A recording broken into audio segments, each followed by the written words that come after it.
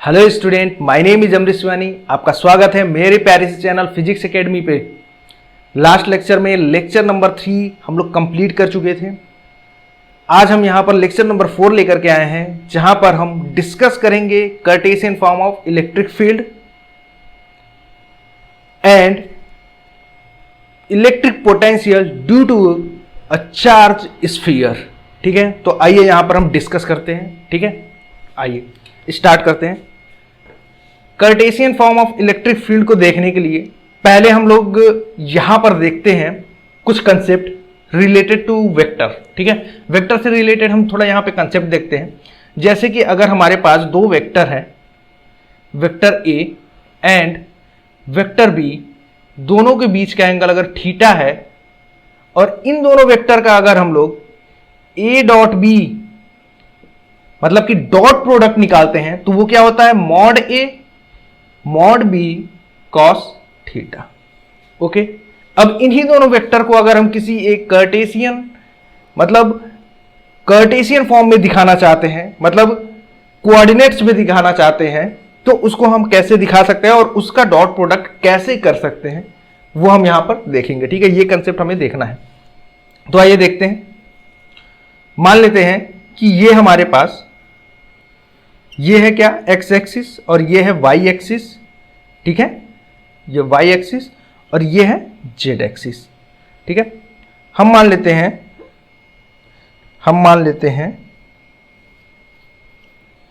कि ये हमारा एक वेक्टर ए है। ठीक है, एक वेक्टर ए है और ये दूसरा वेक्टर बी है।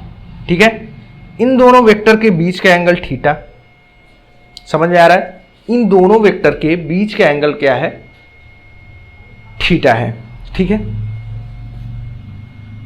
अब इन दोनों वेक्टर का अगर हम कार्टेशियन फॉर्म लिखते हैं, मतलब वेक्टर ए का अगर हम कार्टेशियन फॉर्म लिखते हैं तो वो क्या होगा। अच्छा, यहां पर पॉइंट क्या होगा, यहां पर पॉइंट है x1 y1 एंड z1। ठीक है, वेक्टर ए के लिए, और वेक्टर बी के लिए x2 y2 एंड z2 है। ठीक है, तो इनका कार्टेशियन फॉर्म लिखते हैं। हमें यह पता है कि x एक्सिस पे जो यूनिट वेक्टर होता है वो क्या होता है, i कैप।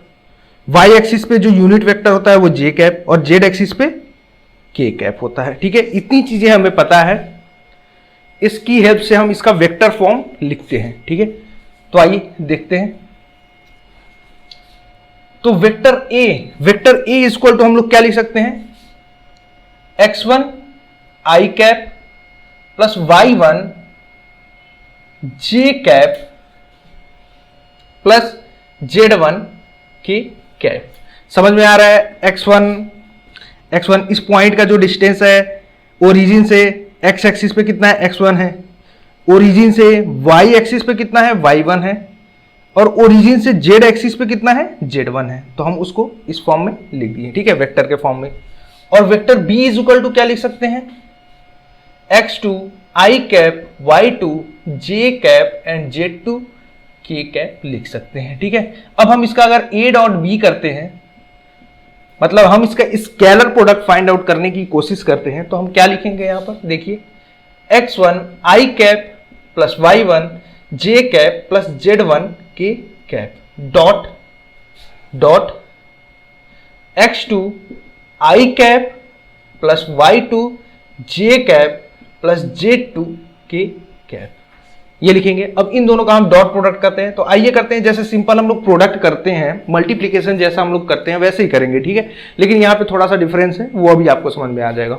तो x1 का हम x2 के साथ पहले हम क्या करते हैं, इसका इसके साथ मल्टीप्लिकेशन करते हैं, फिर प्लस इसका इसके साथ मल्टीप्लिकेशन करते हैं, फिर इसका इसके साथ मल्टीप्लिकेशन, तो वैसे ही हम लोग करेंगे। इसका हम इसके साथ करते हैं तो कितना होगा, x1 x2 i cap dot i cap, यही होगा। i का भी तो मल्टीप्लाई होगा। ठीक है, plus x1 y2 i cap dot j cap. ठीक है, प्लस इसका इसके साथ करेंगे x1 z2 i cap dot k cap. अब यहां तक हम रहने देते हैं। अब यहां से हमें कुछ कंसेप्ट समझ में आ जाएगा, इसको हम लोग और भी फर्दर कर सकते हैं, लेकिन यहां से हम कुछ कंसेप्ट समझते हैं, फिर हमें पता चल जाएगा कि इसका मल्टीप्लीकेशन किस तरह से करना है। ठीक है, ये और भी जाएगा, मतलब y1 का इससे करेंगे x2 से, फिर y1 का y2 से, y1 का z2 से, ऐसे हम लोग इसको यहाँ पर लिख लेंगे। ठीक है, ओके। तो पहले हम आते हैं यहाँ पर x1 x2 i cap dot I cap. इसका क्या मतलब है? i cap dot I cap. ठीक है, अभी अभी हम लोग देखे हैं कि अगर हमारे पास दो वेक्टर है, उनका डॉट प्रोडक्ट क्या होता है? ए बी कॉस थीटा, और थीटा क्या है? दोनों वेक्टर के बीच का एंगल। तो ये हमारे पास क्या है? दो वेक्टर ही तो है, यूनिट वेक्टर है। आई कैप क्या है? हमारा यूनिट वेक्टर है in the direction of x. तो यानी कि ये हमारा आई कैप है, ये आई कैप, और दूसरा आई कैप इसी पे है, ये दूसरा आई कैप। समझ में आ रहा है? दोनों ही हमारे क्या है? आई कैप है। तो दोनों के बीच का जो एंगल होगा थीटा, वो क्या होगा? 0 डिग्री होगा। होगा कि नहीं?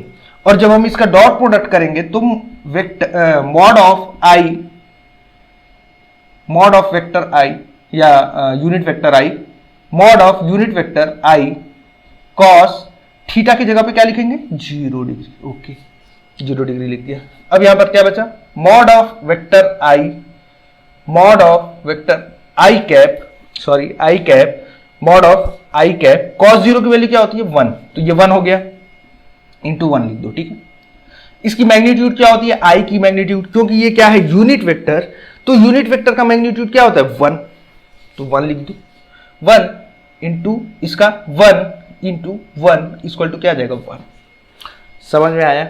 आई इंटू आई कैप, समझ में आ रहा है? आई का जब हम लोग आई के साथ डॉट प्रोडक्ट निकाल रहे तो कितनी आ रही है? 1 आ रही है। अच्छा, अब यहां पर आते हैं, आई डॉट जे कैप देखते हैं। तो आई डॉट जे कैप क्या होगा?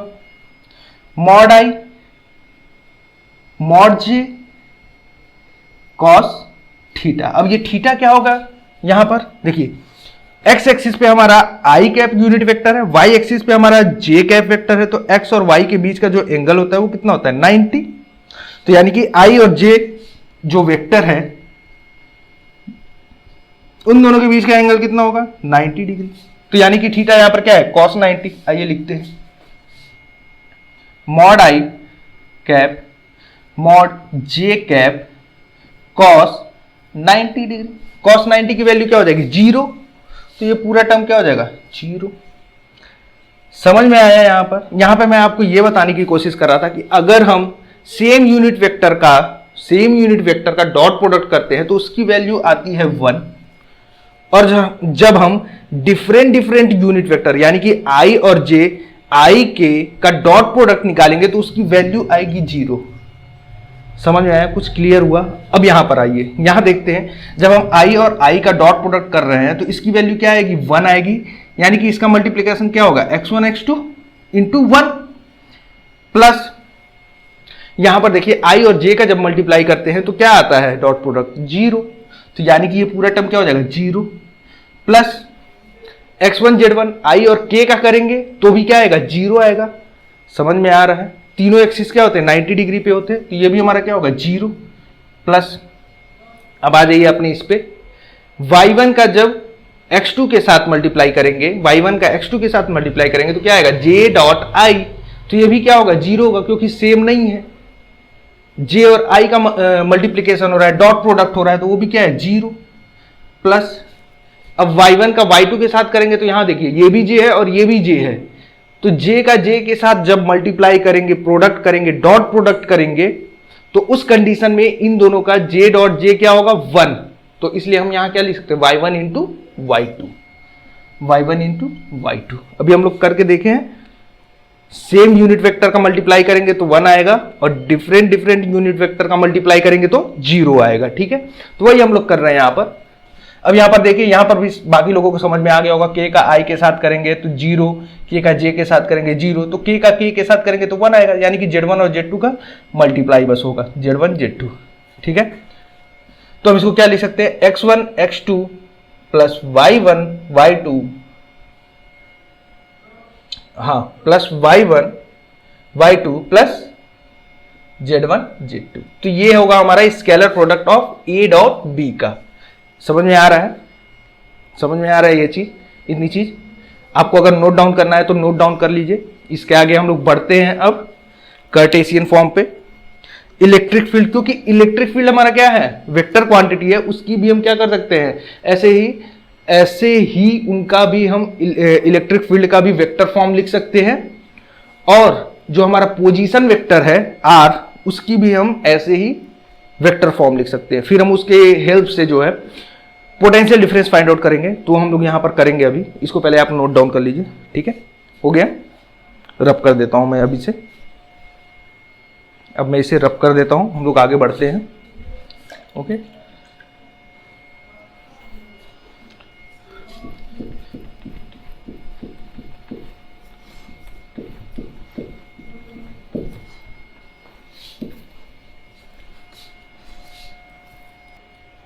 अब हम लोग देखेंगे यहां पर Cartesian form of electric field and position vector R. ठीक है, पोजीशन वेक्टर आर और इलेक्ट्रिक फील्ड दोनों का कार्टेशियन फॉर्म देखेंगे यहां पर, क्योंकि हमें इलेक्ट्रिक फील्ड क्या करना है, फाइंड आउट करना है। ठीक है, तो आइए हम यहां पर देखते हैं कार्टेशियन फॉर्म ऑफ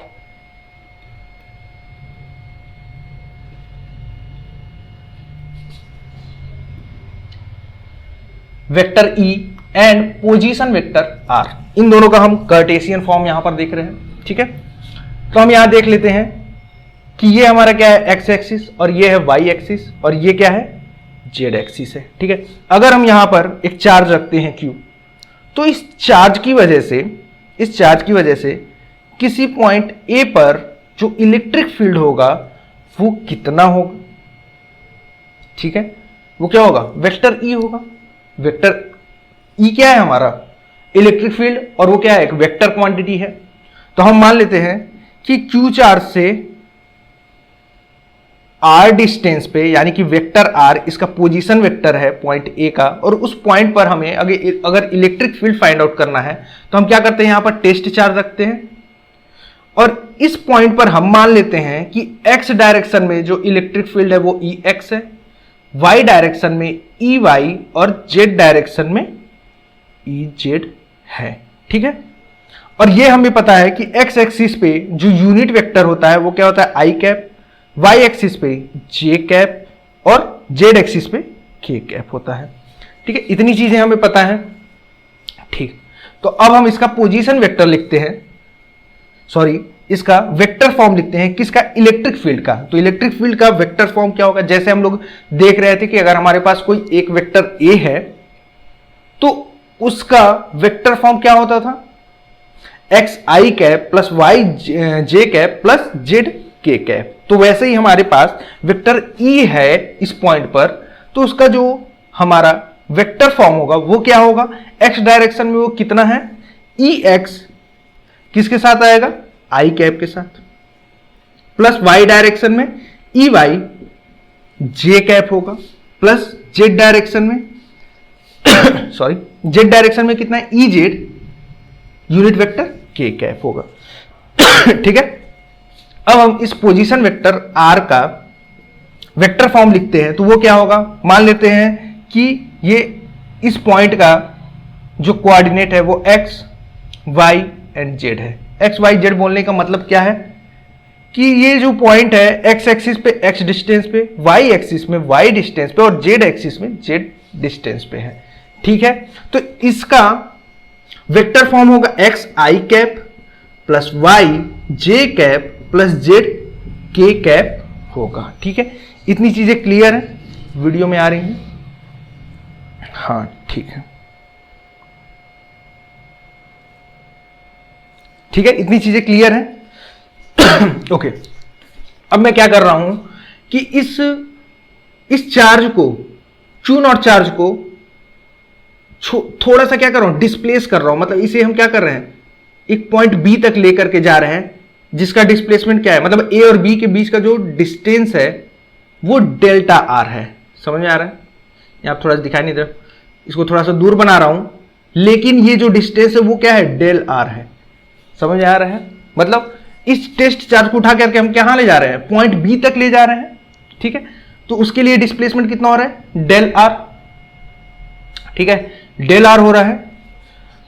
तो अगर हम यहां पर फाइंड आउट करना चाहें potential difference between A and B, तो छोटे से डिस्प्लेसमेंट के लिए हम मान लेते हैं कि जो पोटेंशियल डिफरेंस होगा वो क्या होगा, dv होगा। यहां हम लोग देख रहे हैं कि छोटे से डिस्प्लेसमेंट dr के लिए जो पोटेंशियल डिफरेंस है वो क्या है, dv है। और इसके प्रीवियस लेक्चर में हम लोग पढ़ चुके हैं relation between the electric field and potential difference. वो क्या था, वो हम लोग देखे थे, dv इक्वल टू क्या था, minus of vector e dot dr। ठीक है, हम लोग यहां पर वेक्टर e का वेक्टर फॉर्म लिख चुके हैं, लेकिन dr वेक्टर का वेक्टर फॉर्म नहीं लिखे हैं, उसे हम लोग यहां पर लिख लेते हैं। वो क्या है, dr वेक्टर का क्या होगा, dx i cap plus dy j cap plus dz k cap होगा। ठीक है, मतलब कि जो डिस्प्लेसमेंट हो रहा है a से b के लिए, a से b के लिए मतलब कि हम क्या कर रहे हैं, चार्ज को लेकर के जा रहे हैं, तो यहां पर क्या हो रहा है, डिस्प्लेसमेंट हो रहा है, तो वो x एक्सिस पे यानी कि x डायरेक्शन में dx चेंज आ रहा है, y डायरेक्शन में dy चेंज आ रहा है। ठीक है, मतलब ये जो पॉइंट आ रहा है, इस पॉइंट का जो चेंज आ रहा है, x एक्सिस में dx चेंज आ रहा है, y एक्सिस में dy चेंज आ रहा है। ठीक है, और z एक्सिस में क्या आएगा, dz चेंज, जो हम लोग बोल सकते हैं ये वाला। ठीक है, तो ये बता रहा है यहां पर। ठीक है, तो इसकी वैल्यू हम क्या करते हैं, अब वहां पुट करते हैं और फिर कैलकुलेट करते हैं रिलेशन। dv इक्वल टू क्या लिख सकते हैं, माइनस वेक्टर e कितना है, ex i cap plus ey j cap plus ez k cap dot dr vector कितना है, dx i cap plus dy j cap plus dz k cap.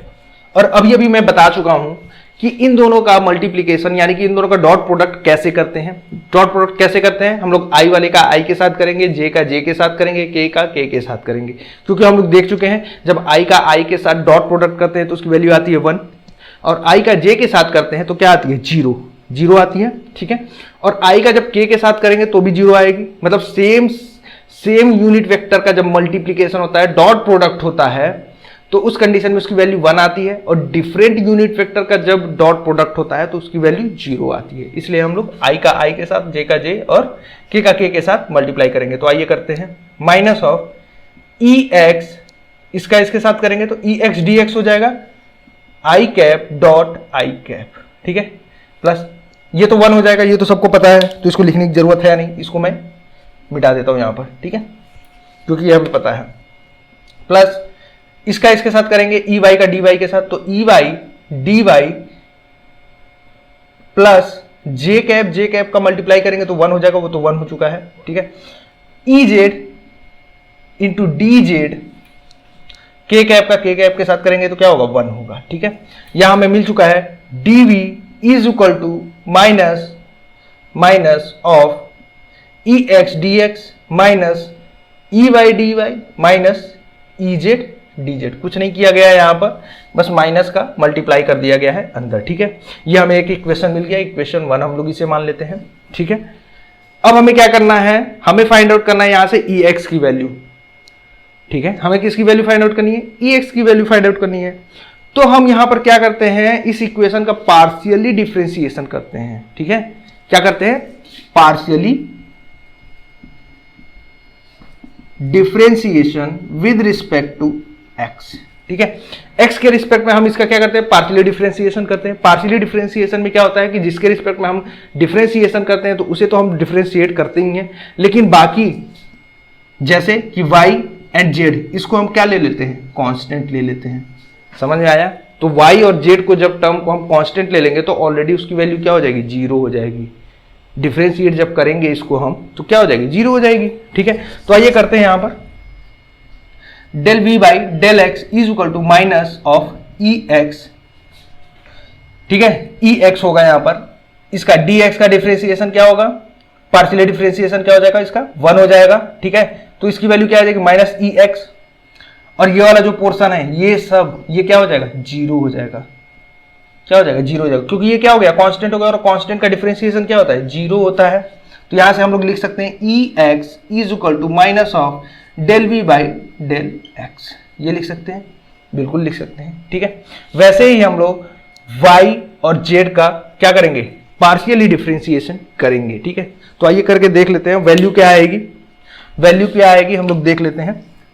अगर y के रिस्पेक्ट में विद रिस्पेक्ट टू y करते हैं तो y के respect में क्या होगा, बस ये y वाला टर्म आएगा, बाकी जीरो हो जाएगा। बाकी क्या होगा, कांस्टेंट होगा तो जीरो हो जाएगा।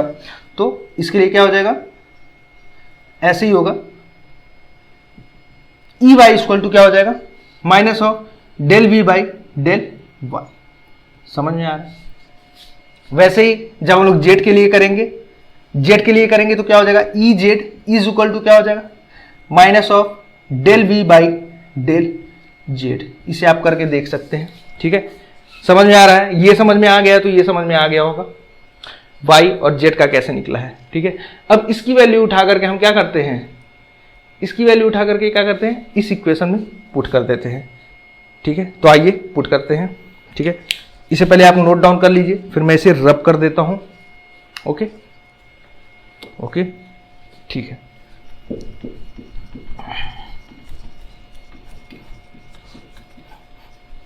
अब यहां से देखिए हमें वेक्टर ई मिल जाएगा। ठीक है, इस पे एक दो क्वेश्चन करेंगे तो आपको समझ में आ जाएगा कि कैसे हम लोग यहाँ पर वेक्टर ई कैलकुलेट कर रहे हैं। तो vector E is equal to क्या लिख सकते हैं, इसमें हम लोग पुट करेंगे ई एक्स, ई वाई और ई जेड की वैल्यू। तो क्या होगा, आइए देखते हैं, minus del V by del X, E X की जगह I cap, plus minus del V by del Y J cap. ठीक है, plus minus del V by del Z K cap. ठीक है, ये हमारा आ गया वेक्टर ई। ठीक है, इतनी चीजें समझ में आई। और अगर हमें इसकी मैग्नीट्यूड कैलकुलेट करना है, mod of E is equal to क्या होगा, under root minus of del V by del X का होल स्क्वायर, प्लस इसका करेंगे minus of del V by del Y का whole square, plus minus of del V by del Z का whole square.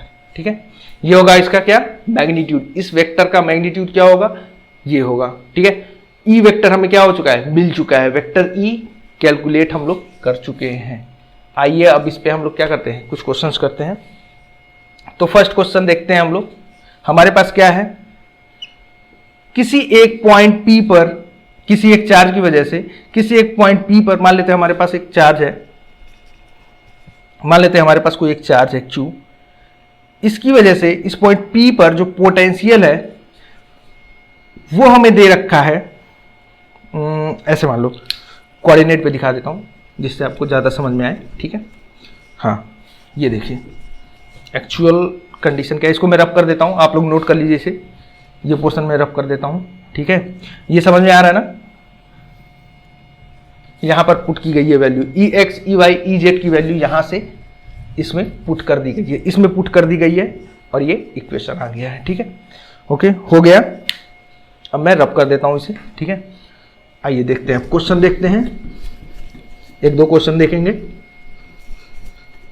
और sphere वाला भी देख लेते हैं, आज टाइम तो है, देख लेते हैं, कोई दिक्कत नहीं है। तो देखते हैं, यहाँ पर क्वेश्चन नंबर 1 हम लोग देख रहे हैं। ठीक है, हम लोग ये मान करके चल रहे हैं कि ये एक्स एक्सिस, ये वाई और ये जेड एक्सिस है। यहाँ पे हम लोग कोई चार्ज रख रहे हैं, इस चार्ज की वजह से इस पॉइंट पी पर हमें पोटेंशियल दे रखा है, इस पी पॉइंट पर पोटेंशियल हमें दे रखा है, क्या दे रखा है, कुछ भी मान लेते हैं, 3x square plus 2y square, 3x plus 2 square में ले लीजिए, 2y square plus 3z square, ये हमें दे रखा है पोटेंशियल एट दिस पॉइंट। ठीक है, और इस पॉइंट का जो कोऑर्डिनेट्स है वो हमें दे रखा है, कितना है वो मान लेते हैं 1 है, 1 है एंड 1 है। ठीक है, 1 1 1 दे रखा है। तो इस पॉइंट पर हमें इलेक्ट्रिक फील्ड क्या करना है, फाइंड आउट करना है, वेक्टर ई फाइंड आउट करना है। क्या हम इसे कैलकुलेट कर सकते हैं, मतलब इस चार्ज की वजह से यहां पर पोटेंशियल दे रखा है, ये है, इस पॉइंट का कोऑर्डिनेट दे रखा है। अब इसी पॉइंट पर, इस चार्ज की वजह से इसी पॉइंट पर इलेक्ट्रिक फील्ड हमें क्या करना है, कैलकुलेट करना है। तो कैलकुलेट कर सकते हैं, बिल्कुल कैलकुलेट कर सकते हैं। कैसे करेंगे, आइए देखिए, अगर हम यहां पर आते हैं, ये वाला इक्वेशन, ये देखिए, ये सारे फॉर्मूलाज हैं, इसे आप लोग ध्यान में रखिएगा। ठीक है, देखिए हमें पता है कि अगर यहां पर वेक्टर ई हमें कैलकुलेट करना है तो वो होता क्या है, ई एक्स आई cap plus E Y J cap plus E Z K cap होता है। यानी कि एक्स डायरेक्शन में हमें यहाँ पे इलेक्ट्रिक फील्ड फाइंड आउट करना पड़ेगा, वाई डायरेक्शन में इलेक्ट्रिक फील्ड फाइंड आउट करना पड़ेगा और जेड डायरेक्शन में इलेक्ट्रिक फील्ड फाइंड आउट करना पड़ेगा, तब हम क्या कर पाएंगे, वेक्टर ई कैलकुलेट कर पाएंगे। तो आइए करते हैं, कोई दिक्कत नहीं है। हमें यहाँ पर हम लोग पहले यहाँ पर डिराइव कर चुके हैं फॉर्मूला और हमें पता है ई एक्स इक्वल टू क्या होता है, ई वाई इक्वल टू क्या होता है। ठीक है, तो आइए करते हैं।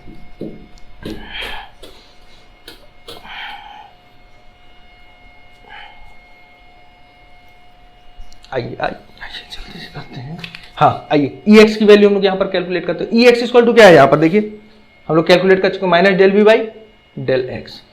तो आइए पुट करते हैं value, minus del by del X, V के जगह पर क्या पुट करेंगे, यही इक्वेशन जो हमें दे रखा है, क्या है 3x square plus 2y square plus 3z square. मैं ये मान करके चल रहा हूँ कि आपको डिफरेंशिएशन आता है।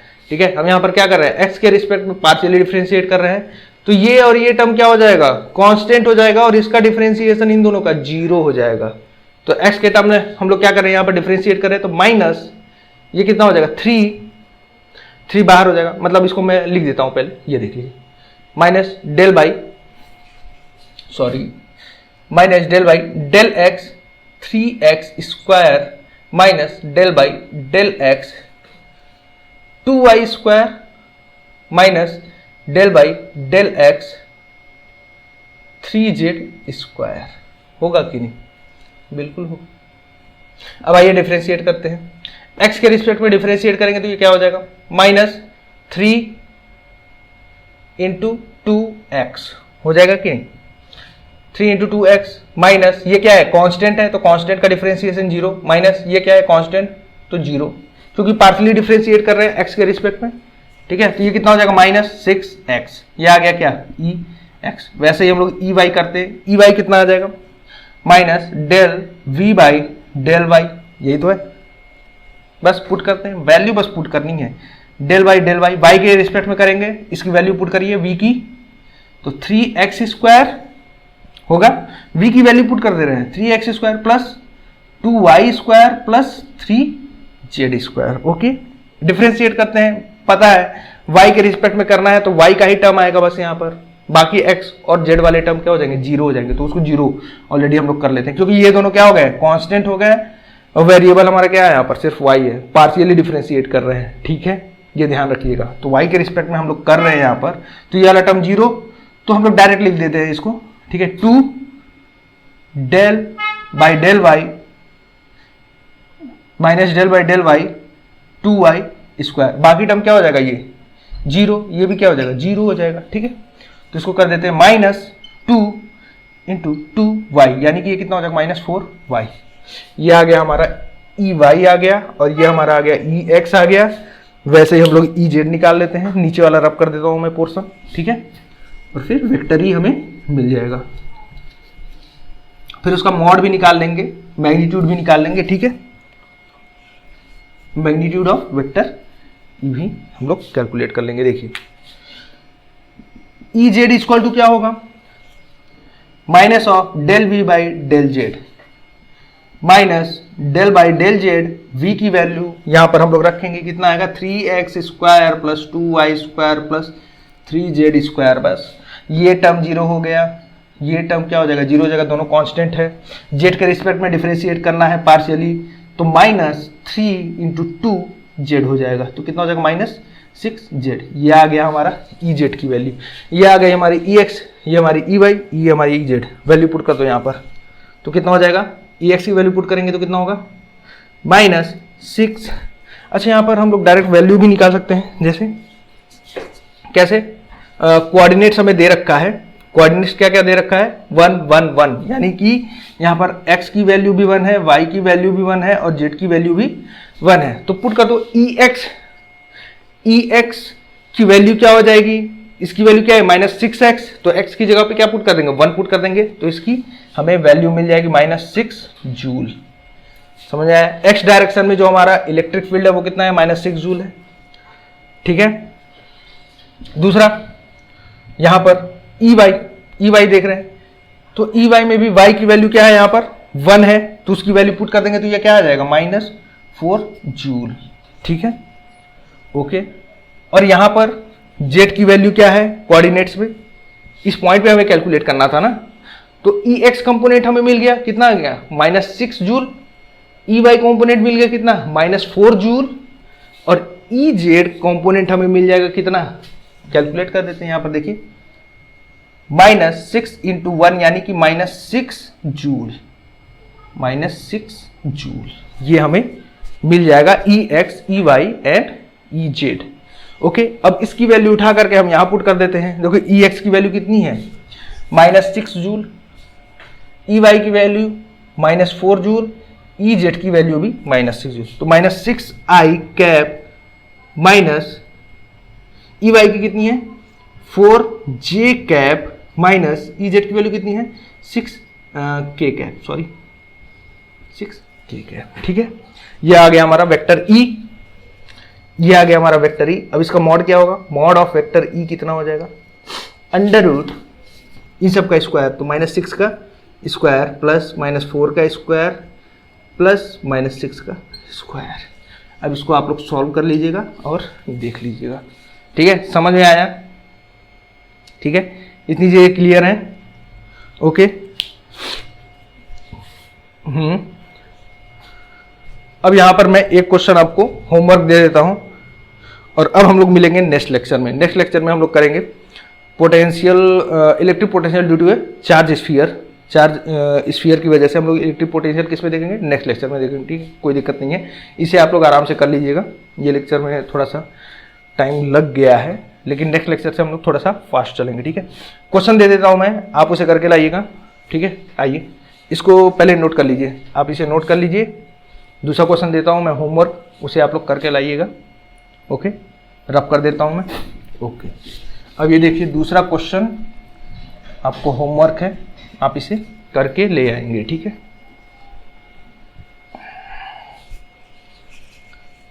आप इसे करके ले आएंगे होमवर्क।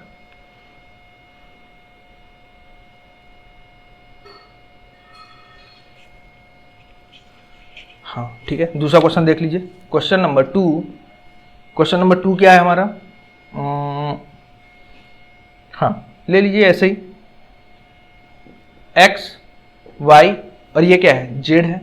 यहाँ पे हम लोग कोई चार्ज ले रखे हैं। अब इस चार्ज की वजह से इस पॉइंट P पे हमें पोटेंशियल दे रखा है कितना 2x क्यूब प्लस 4y²। ठीक है, ये दे रखा है और इस पॉइंट का कोऑर्डिनेट्स दे रखा है 1, 2, 3। ठीक है, 1 ले लीजिए, 1, 2, 1। अब इस पॉइंट पे हमें क्या फाइंड आउट करना है, इलेक्ट्रिक फील्ड। ठीक है, इलेक्ट्रिक फील्ड, ये मतलब कि components of electric field, all 3 components of, यहां पे लिख देता हूं मैं, find out the all 3 components of electric field. Electric field का तीनों कंपोनेंट हमें क्या करना है, यहाँ पे कैलकुलेट करना है, फाइंड आउट करना है। इसे आप लोग करके ले आइएगा। तीनों कंपोनेंट बोलने का मतलब समझ में आ रहा है, E X, E Y and E Z. ठीक है, वो हमें क्या करना है, यहाँ पर कैलकुलेट करना है। इसे आप लोग करिएगा। ठीक है, ओके, ये हमारा दूसरा क्वेश्चन और इसे सॉल्व करिएगा और कमेंट में इसका आंसर जरूर दीजिएगा। ठीक है, तो आज के लिए बस इतना ही करते हैं। नेक्स्ट लेक्चर में हम लोग देखेंगे लेक्चर नंबर 5। उसमें हम लोग क्या क्या देखेंगे, उसमें हम लोग इलेक्ट्रिक पोटेंशियल देखेंगे due to a charge sphere. Charge sphere की वजह से हम लोग इलेक्ट्रिक पोटेंशियल देखेंगे। ठीक है, ओके, आज के लिए बस इतना ही। फिर उसके बाद से हमारा जो टॉपिक आएगा वो क्या आएगा, कॉन्सेंट्रिक सेल्स। ठीक है, कॉन्सेंट्रिक सेल्स पे जो प्रॉब्लम्स आते हैं उस पे बेस्ड हम लोग कुछ प्रॉब्लम करेंगे, कुछ कंसेप्ट देखेंगे और आगे की तरफ बढ़ेंगे। ठीक है, तो आज के लिए बस इतना ही। Stay healthy, stay safe.